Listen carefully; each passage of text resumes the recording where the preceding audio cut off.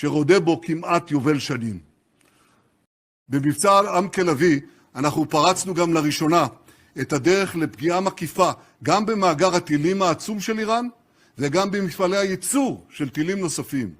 כך עשינו גם ביחס לפרויקט הגרעין שלה, כולל פגיעה אנושה בבחירי המדענים האיראני, הם שהובילו את פיתוח פצצות האטום שנועדו להשמיד אותנו.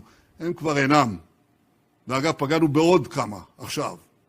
אחרי עם לביא, הנשיא טראמפ ואני הזהרנו את הרודן חמינאי.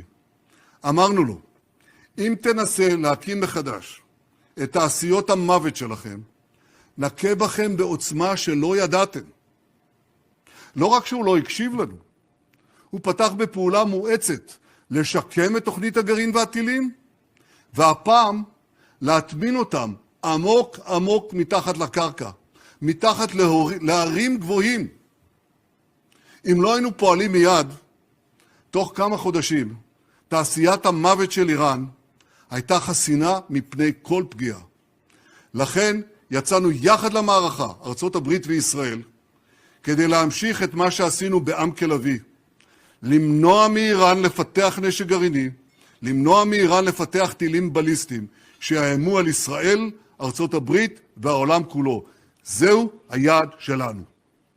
תוך זמן קצר חיסלנו את הצורר חמינאי, וגם בכירים רבים במשטר הטרור, חיסלנו את הרודן הישן, והרודן החדש, מוצ'טבה, הבובה של משמרות המהפכה, הוא אינו יכול להראות את פניו בציבור.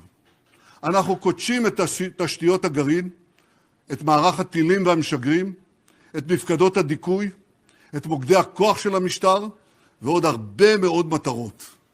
ובמקביל, אנחנו פועלים לקדם יעד נוסף, ליצור את התנאים עבור העם האיראני, כדי שיוכל לסלק את משטר העריצות האכזרי, שרודה בו כמעט יובל שנים. במבצע עם לביא אנחנו פרצנו גם